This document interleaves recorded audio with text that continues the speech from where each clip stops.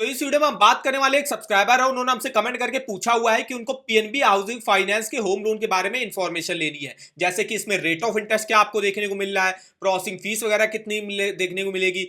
यहाँ पे अगर हम 10 लाख रुपए का होम लोन लेते हैं 10 सालों के लिए, तो मेरी मंथली सैलरी कितनी होनी चाहिए, एलिजिबिलिटी क्राइटेरिया रिक्वायर होता है, क्या डॉक्यूमेंट रिक्वायर होते हैं, इसके अलावा कुछ अदर बैंकों के भी home loan rate of interest compare करके बताने वाले हैं इस वीडियो में। तो चलिए आइए देखते हैं। तो जैसे आप देख सकते हो कि पीएनबी हाउसिंग फाइनेंस आपको प्रॉपर्टी वैल्यू का अप टू 90% तक लोन प्रोवाइड कर देता है। जैसे अगर आप कोई 10 लाख रुपए की प्रॉपर्टी जो है परचेज कर रहे हो, तो पीएनबी हाउसिंग फाइनेंस उस पर 9 लाख रुपए तक का आपको लोन प्रोवाइड करेगा। बाकी के 10% आपको अपनी तरफ से पेमेंट करनी पड़ेगी, मतलब डाउन पेमेंट करनी पड़ेगी। रेट ऑफ इंटरेस्ट की स्टार्टिंग अगर देखें तो सैलरीड के लिए हो जाती 8.5% से और सेल्फ एम्प्लॉयड के लिए हो जाती 8.80। अभी हम अपने क्रेडिट स्कोर के हिसाब से भी बताएंगे आपको क्या रेट ऑफ इंटरेस्ट पर होम लोन ऑफर करा जाएगा। यहाँ पे काफी सारे होम लोन के प्रोडक्ट वगैरह चलते हैं, जिसमें अगर आपको परचेज करने के लिए लोन लेना है कोई प्रॉपर्टी, अगर आपकी कोई एग्जिस्टिंग प्रॉपर्टी है उस पर कंस्ट्रक्शन के लिए लोन लेना है, रिपेयर रेनोवेशन के लिए लोन लेना है, उन सब के लिए लोन जो है पीएनबी हाउसिंग फाइनेंस आपको प्रोवाइड कर देता है, वो भी मैक्सिमम 30 सालों के लिए। प्रोसेसिंग फीस भी यहाँ पे काफी आपको कम देखने को मिलती है। इसके अलावा customer friendly features and convenience आपको देखने को मिल जाएंगे, जैसे इसमें ऑनलाइन ही जो है आप अपने लोन को अकाउंट को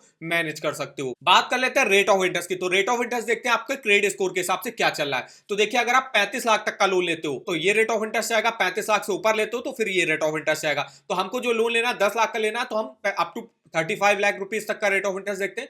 तो अगर आपका 825 है उससे ऊपर क्रेडिट स्कोर होता है, सैलरीड के लिए 8.5 से स्टार्टिंग हो जाती है, 9% रेट ऑफ इंटरेस्ट जाता है। नॉन सैलरीड के लिए 8.8 से स्टार्टिंग हो जाती है, 9.3% रेट ऑफ इंटरेस्ट जाता है। 800 से 825 है तो सैलरी के लिए 8.8 से स्टार्टिंग है, नॉन सैलरी के 8.95। ऐसे आपका 775 799 सैलरी के 9.1, नॉन सैलरी के 9.65। 750 775 है तो सैलरी के 9.25, नॉन सैलरी के 9.8। 725 से 750 तो 9.55 से स्टार्टिंग है सैलरी के लिए, नॉन सैलरी के 10.25। तो यहां पे आप अपने क्रेडिट स्कोर के हिसाब से रेट ऑफ इंटरेस्ट देख सकते हो। इसके अलावा अगर आप यहां पे फिक्स्ड रेट ऑफ इंटरेस्ट पर होम लोन लेते हो, ये तो रहा कि फ्लोटिंग रेट ऑफ इंटरेस्ट जिसमें 8.5% स्टार्टिंग हो रही, फिक्स्ड पर लेते हो तो 14.75 रेट ऑफ इंटरेस्ट जो है आपको ऑफर किया जाएगा। अगर हम पीएनबी हाउसिंग फाइनेंस में प्रोसेसिंग फीस की बात करें तो प्रोसेसिंग फीस देखिए यहां पे अप टू जाती है 1% तक लोन अमाउंट का। किसी किसी केस में आपको 0.5 देनी पड़ेगी, किसी किसी केस में हो सकता है 0.75 देनी पड़े, किसी किसी केस में हो सकता है 1% आपसे प्रोसेसिंग फीस ली जाए। और कुछ ऐसे जो इनके एग्जिस्टिंग कस्टमर होंगे, जैसे जिनका मान लीजिए यहाँ पे अकाउंट वगैरह होगा, जिन्होंने पहले भी यहाँ से कभी लोन वगैरह लिया होगा,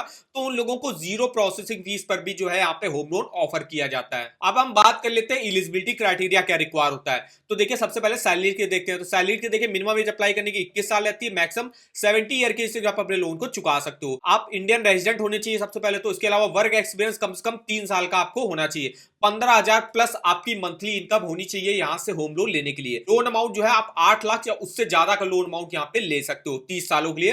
प्रॉपर्टी वैल्यू का 90% लोन मिल जाता है। क्रेडिट स्कोर 611 के ऊपर अगर आपका है तो लोन अप्रूवल हो जाता है। 611 के ऊपर मान लीजिए आपका 650 है ऑफ इंटरेस्ट है, तो रेट ऑफ इंटरेस्ट देखिए फिर आपको थोड़ा सा ज्यादा 10.25 पर ऑफर किया जाएगा। ऐसे अगर आपका मान लीजिए 775 799 तो आपको थोड़ा 9.1 पर ऑफर किया जाएगा। तो क्रेडिट स्कोर पे डिपेंड करेगा आपको किस रेट ऑफ इंटरेस्ट पर यहाँ पे होम लोन ऑफर किया जाएगा। यहाँ पे 611 के ऊपर आपका होना चाहिए। बात कर लेते हैं सेल्फ एम्प्लॉयड और बिजनेस ओनर के लिए। उनके लिए भी देखिए मिनिमम एज अप्लाई करने की 21 साल रहती है, मैक्सिमम 70 ईयर के हिसाब से अपने लोन को चुका सकते हो। इंडियन रेजिडेंट होने चाहिए। 3 साल से जो आप बिजनेस कंटिन्यूएशन में लगातार कर रहे हो, 8 लाख या उससे ज्यादा का लोन अमाउंट ले सकते हो। अब जो सेल्फ एम्प्लॉयड है वो मैक्सिमम यहाँ से 20 सालों के लिए होम लोन ले सकते हैं। उनको जो है आईटीआर वगैरह अपने यहाँ पे देना पड़ता है, उनके लिए भी क्रेडिट स्कोर 611 के ऊपर आपका होना चाहिए। बात कर लेते हैं डॉक्यूमेंटेशन मेरे क्या लगेंगे। तो सैलरीड एम्प्लॉय के लिए देखिए लोन का एप्लीकेशन फॉर्म जो है आपको फिलअप करके देना पड़ेगा, एक एज प्रूफ देना पड़ेगा, एक एड्रेस प्रूफ देना पड़ेगा। इनकम प्रूफ के तौर पे देखिए सैलरी स्लिप 3 मंथ की देनी पड़ती है, फॉर्म 16 2 सालों का देना पड़ता है, बैंक अकाउंट स्टेटमेंट 6 मंथ का देना पड़ता है। कुछ अदर डॉक्यूमेंट है जैसे कि प्रॉपर्टी रिलेटेड डॉक्यूमेंट, जो भी हम आपको बताएंगे क्या लगते हैं। सेल्फ एम्प्लॉयड के लिए देखिए यहाँ पे क्या लगता है डॉक्यूमेंट, तो उनके लिए भी loan application form, age proof, residence proof,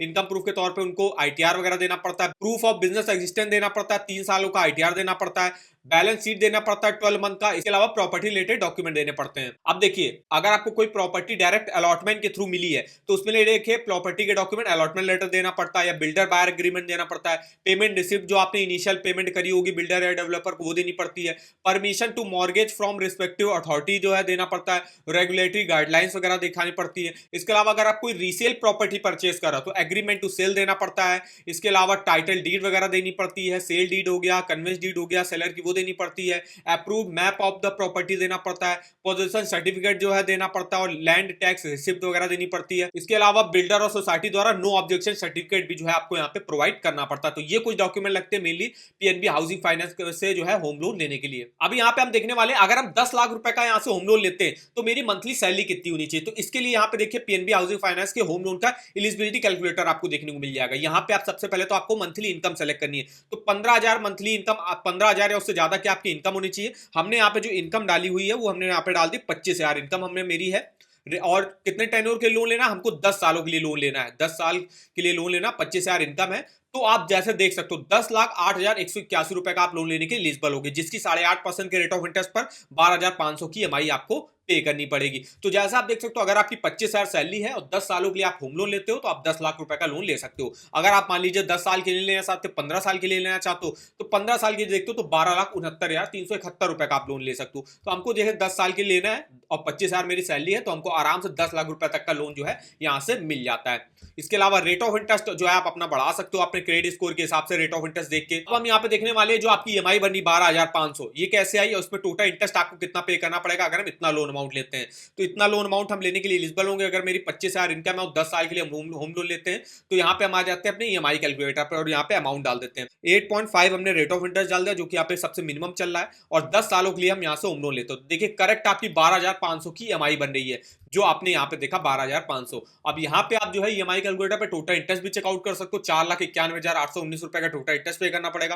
total payment आपको 15 लाख रुपए की वापस करनी होगी, जिसमें प्रिंसिपल लोन अमाउंट का परसेंटेज जो आपने 10 लाख का लिया हुआ है 67.2 है, टोटल इंटरेस्ट का परसेंटेज 32.8 है। इसके अलावा जितने भी ईयर्स के लिए भी आपने होम लोन लिया उन सब ईयर्स का प्रिंसिपल इंटरेस्ट देख सकते हो और किसी भी ईयर के किसी भी मंथ का आप प्रिंसिपल इंटरेस्ट टोटल पेमेंट जो है चेकआउट कर सकते हो, कितना बैलेंस अमाउंट बचा ये इन्फॉर्मेशन वगैरह आप देख सकते हो। इस ईएमआई कैलकुलेटर का लिंक आपको वीडियो के डिस्क्रिप्शन बॉक्स में मिल जाएगा। अब हम यहाँ पे कुछ अदर बैंकों के भी home loan rate of interest compare कर लेते हैं पीएनबी हाउसिंग फाइनेंस से। तो जैसा आप देख सकते हो कोटक महिंद्रा बैंक में अगर आप होम लोन अभी लेते हो तो 8.65 से स्टार्टिंग होती है, यूनियन बैंक में 8.10 से स्टार्टिंग है, बैंक ऑफ बड़ौदा में भी 8.15 से स्टार्टिंग है, सेंट्रल बैंक ऑफ इंडिया में 8.10, बैंक ऑफ इंडिया में 8.40, स्टेट बैंक में 8.25 से स्टार्टिंग हो रही है, एचडीएफसी में 8.70, एलआईसी हाउसिंग फाइनेंस में 8.5%, एक्सिस बैंक में 8.75, Canara Bank 8.15, Punjab and Sind Bank 8.25, IDFC First Bank 8.85, Bank of Maharashtra 8.10, Punjab National Bank 8.15, IDBI Bank 8.50, HSBC Bank 8.5%, Karur Vysya Bank 8.75,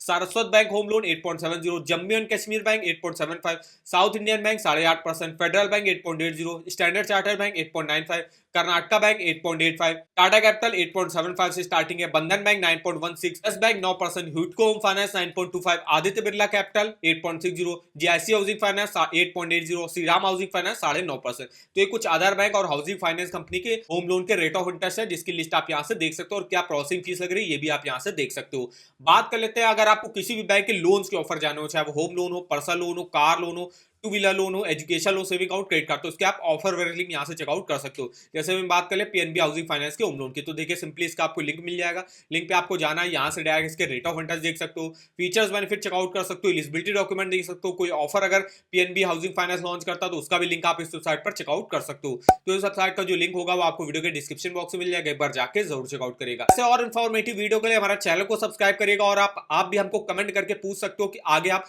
किस टॉपिक पे जो है वीडियो चाहते हो। तो आज के इस वीडियो में बस इतना ही, तो मिलते हैं इस वीडियो में, तब तक के लिए धन्यवाद।